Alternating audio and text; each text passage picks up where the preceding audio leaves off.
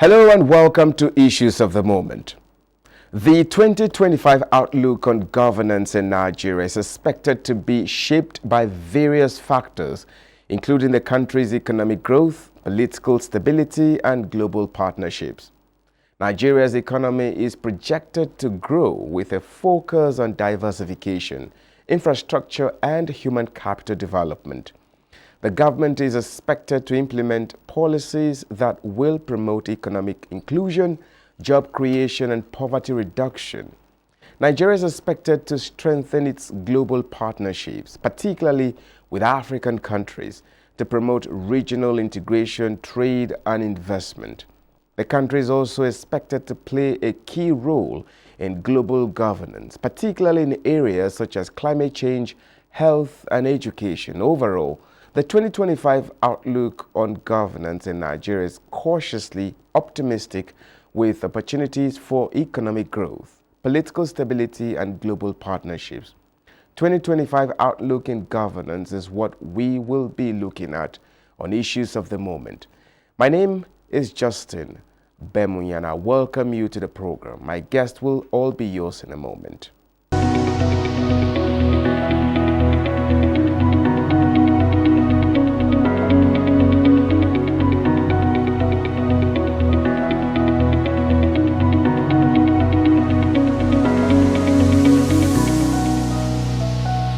Once again, I thank you so much for joining us on the program Issues of the Moment. Today, our focus is on governance, 2025 outlook. And my guest is the Deputy Senior Program Manager, Public and Private Development Center, Ppdc. He is Adekunle Lukman Adefolahan. Well, thank you so much for joining us on the program this new year. Thank you for having me. And it's a pleasure being with you today on the program. You're welcome. You're very much welcome. Thank you for having time for us. We're looking at governance 2025 outlook. You know, we just walked out of 2024 into the new year 2025. And we had some challenges and some lessons learned. But we're here today, 2025. And, you know, this 2025, we understand or we see that government at all levels, you know, have made promises for a better Nigeria in one way or the other. What are the key factors you think will change or drive good governance in Nigeria in this 2025? Thank you very much. I think what Nigerians want to see in 2025 in terms of governance at all levels, from federal, state, and local government, is that open governance, a situation whereby Nigerian government at all levels will build trust with citizens. So citizens shouldn't have doubt about their leaders. So that is one of the things that we want to see in 2025. If government should tell us this, and Nigerians want to see it as that. Having said that, government want to see coordination in service delivery, enough of duplicating efforts at the various levels of government. People want to see impact of governance. Why am I paying tax, for example? I should be able to go to my house and enjoy the social amenities that government is meant to provide. Issue of security.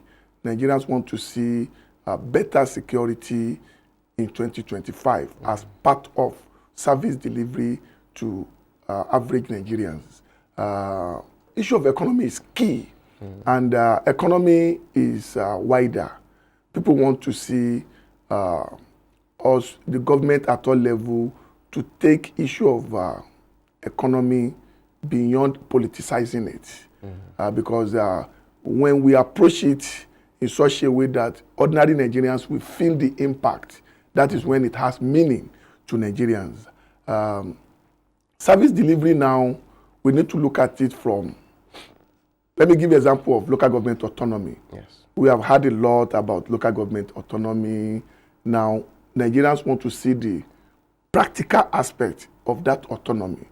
At grassroots, people want to see the benefit of that autonomy granted to local government in Nigeria. We want to see a situation whereby chairman of a local government should be able to have direct implementation of dividend of democracy at the grassroots level. And when we are doing that, local government will complement what state will be doing as well. So there will be a reduction in total dependence at federal level. Let's take example of Federal Capital Territory, where we are now. Can we see what the Ministry of FCT is doing? Fine, fantastic. Can we go to area councils and see the same infrastructural development at Kuje Area Council, at Kuali, Gwagwalada, Amak, like that? Then let people at the wards also feel that. So people they want to see government at that level, not concentration at the state capital, for example. If you say Governor of Borno State is working, for example, not only in Borno State, not only in Maiduguri town, people want to see it in Biu, Shani, Askira Uba, Damboa, like that. Or you go to Yobe State, not only in Damatu, that concentration should not be at the state capital. Can we move forward to the various local governments? And when doing that, we expect the members of National Assembly as well as state assemblies to play their role, especially as it relates to oversight function. One thing is to appropriate money. Another one is to disburse that money. Another thing is for people to now make use of that money judiciously. If National Assembly or State Assembly of any state in the country have already appropriated money, 100 million, to do water project in a particular location, National Assembly or State Assembly should follow it up and see that this 100 million is used for that purpose. That is when Nigerians want to believe and have that total trust in our leaders. Having said that, consultation is very key. Government should create room for feedback mechanism. Where things is not going right, we should give Nigerians opportunity to give feedback, genuine feedback that will help government to also go back to the drawing board and say, okay, we are not doing A, B, C, D well. Can we improve on this? Because this is the feedback we are getting from the populace, citizens, taxpayers, because these resources they are spending is taxpayers' resources, citizens' resources. So let's look at that and see how we give citizens opportunity to be part of governance. And that is participatory governance, in such a way that irrespective of where you are, you can play your own role. You can monitor what government is doing. And there's this structure that this administration has also set up where Adiz Abala Usman is coordinating. Nigerians want to hear from that office. They should be able to measure impact and tell Nigerians what is happening. 2024, some ministers were fired. Reasons for disengaging them, Nigerians are not aware. In 2025, if you have set some indicators for our leaders, for the administrators, and you measure it, they are not meeting up, can you call them to order for the first time? If they are not aligning themselves to the policies and programs of the government, you fire them and you give Nigerians the reason and the feedback. So when you are trying to consult with citizens and you give them opportunity to give you feedback about how governance affects them, you build their confidence, you build their trust. Because the essence of governance is for citizens to benefit directly from policies and programs of government. Well, you've talked so much about our expectations or your expectations for the year 2025. You talked about the need for transparency, the need for openness, the need for an impact-driven governance for the populace. And then you've also mentioned the need for the feedback mechanism, to measure the kind of good governance we need. Now, amongst all this, how does the separation of powers, between the executive, legislature, and judiciary, how would this impact governance? How can the three determine good governance for the country? Now, thank you very much. Separation of power, the doctrine is very clear. And why we are not getting it right as a nation is political interference on those three layers of our system. So if we want to get it right in 2025, don't forget I mentioned the issue of local government autonomy. Yes. Let's see it beyond autonomy on paper. Move the money directly to local government, let local government make use of it, and let citizens be aware of it. The same thing with National Assembly, the judiciary, and executive. Once you appropriate money for judiciary, allow judiciary to spend their resources. Don't spend their resources for them. The law is very clear on it. Appropriate money to judiciary, allow judiciary to spend their money. The same thing with National Assembly, the same thing with executive. When we do that in 2025, give them not only financial autonomy, give them administrative autonomy. Now, in a bid or in an effort to, ensure we get this good governance, as you've outlined, what are your expectations from the civil society, civil society organizations? How do they come in to ensure that we get this good governance? Yeah, as civil society organization, and that is the constituency I belong to, yes, we can't replace government. Our role is to complement what government is doing.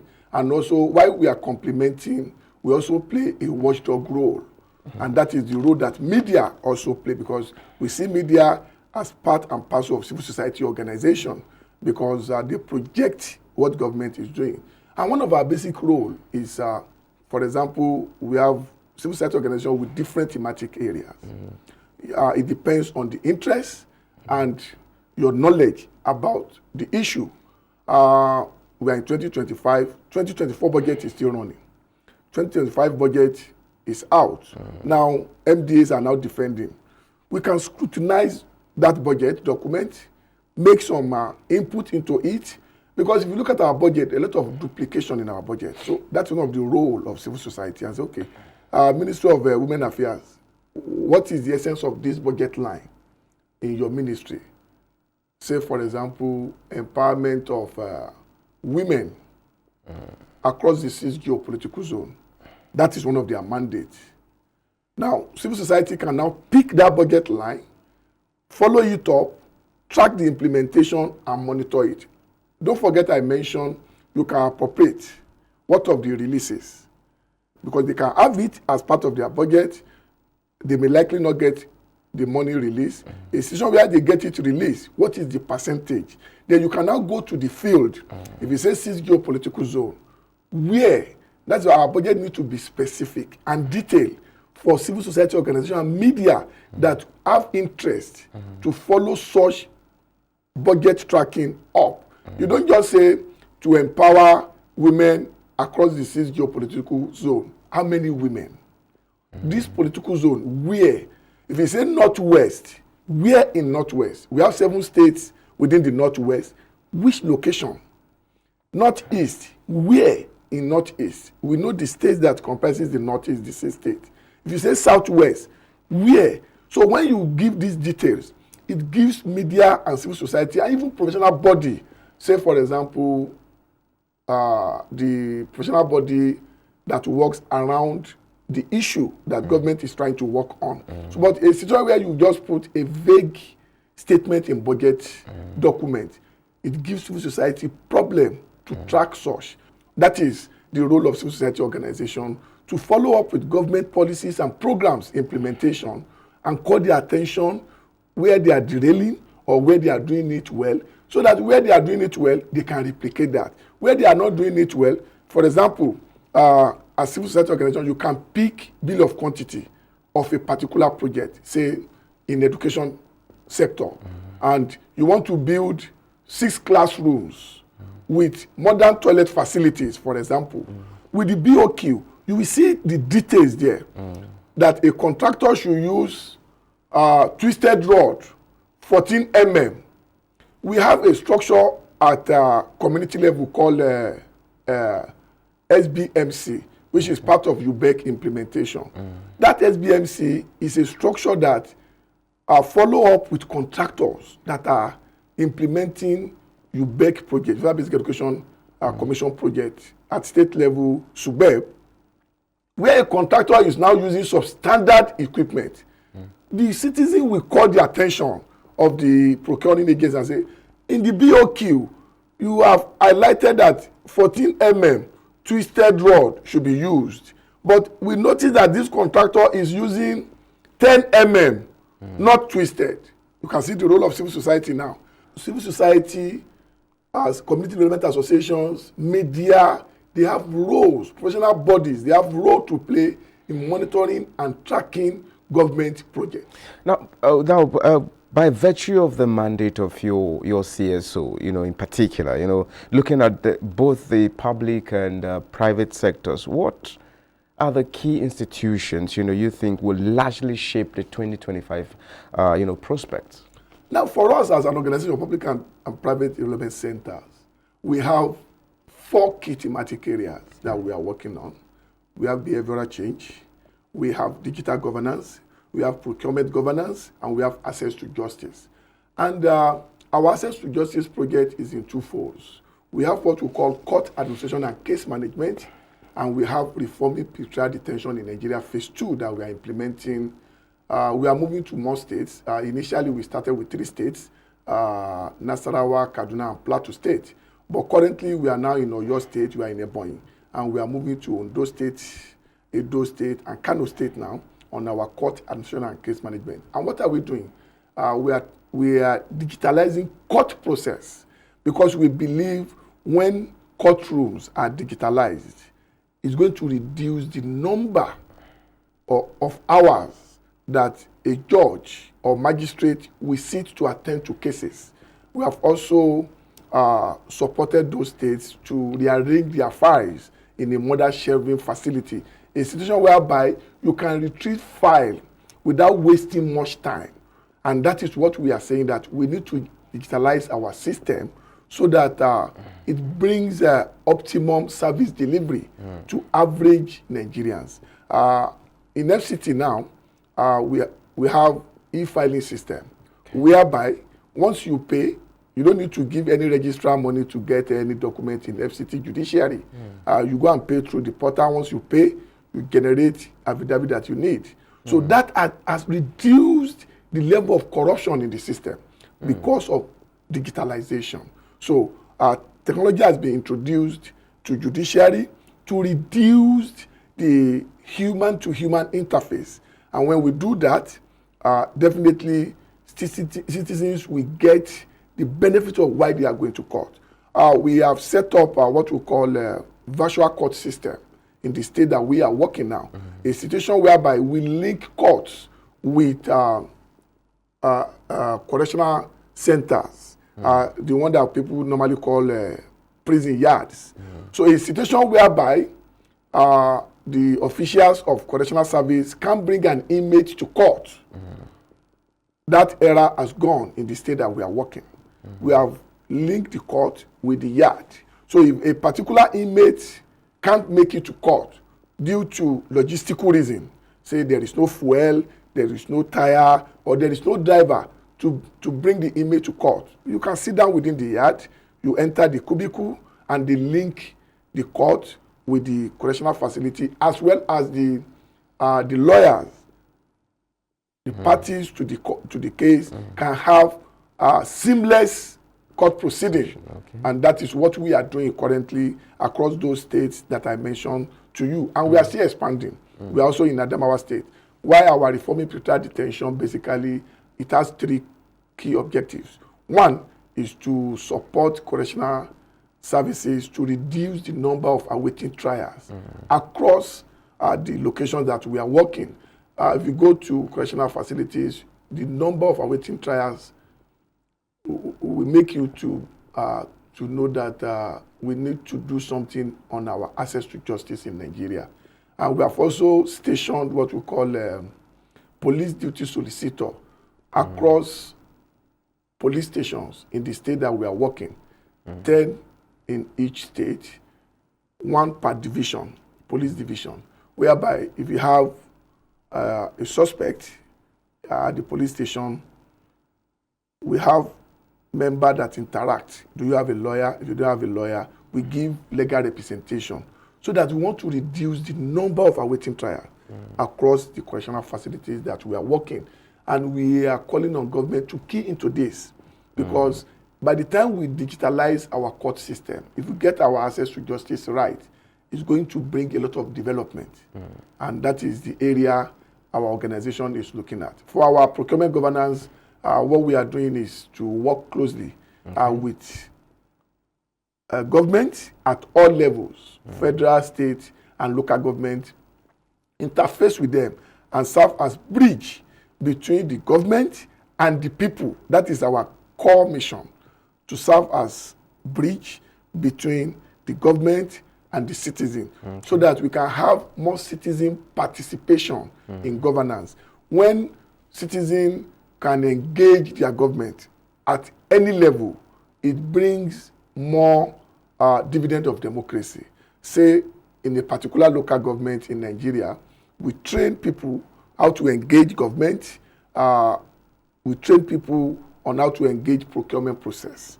And one of the key things that Ppdc as an organization we have done in the past was when the Public Procurement Act was passed in 2007, we play active role. There is a clause in that law that allows civil society organization and professional body to be part of procurement process, which we played that leading role during that process. Now, any citizen of the country have right to engage any government on their procurement process, because research has shown to us that over 80% of corruption are perpetrated through procurement process. So we want this government in 2025 to see how they can make our procurement to be seamless. And the best way they can do that is to inaugurate National Procurement Council. That is the first provision in the Public Procurement Act 2007, that a council should be established that will be looking into the activities of MDAs as it relates to procurement. Once we get our procurement right, we are good. And we want to see that as part of governance delivery in 2025. Okay, thank you so much. But because of our time, please just in 1 minute or briefly, can you, as a way of a parting word, what should we be doing differently as a people, to make things right in 2025? Just briefly. Yeah, what we should be doing rightly now is we should not leave governance only to the people in the ends of affairs. We all have roles to play. And like we always say, let's pick security, for example. Security is everybody's duty. We should not say it is the role of police, it is the role of this. No, we all have a role to play at our own level. And we should all do the right thing. People look at corruption from only Naira and Kobo. It's beyond Naira and Kobo. How do you relate with traffic light? As simple as traffic light. When this traffic light gives you amber, do you move? Or when you are on, the traffic light is on red, do you ignore and go? Because you may likely cause another person accident. So we should all review our 2024 and re-strategize in 2025 and be supportive of government at all levels, irrespective of the party. What role can I play as an individual? What role can I play in my community? What role can my community play? And by the time you now aggregate all those roles, it's going to give us the Nigeria that we all want. The role may be little, but as we are playing it, others are playing it, and we are doing the right thing, we will get it right as a nation. Well, thank you so much, Adekunle Lukman. Thank you so much for your time with us, for sharing your insight with us on Governance 2025 Outlook. Thank you so much for coming. It's a pleasure being with you this morning. Well, this is Issues of the Moment, and we've been looking at Governance 2025 Outlook. And my guest has been the Deputy Senior Program Manager, Public and Private Development Center, Ppdc, Adekunle Lukman Adefolahan. Well, this is where the program ended. Thank you so much for your time with us. My name is Justin Bemui, and we say bye for now.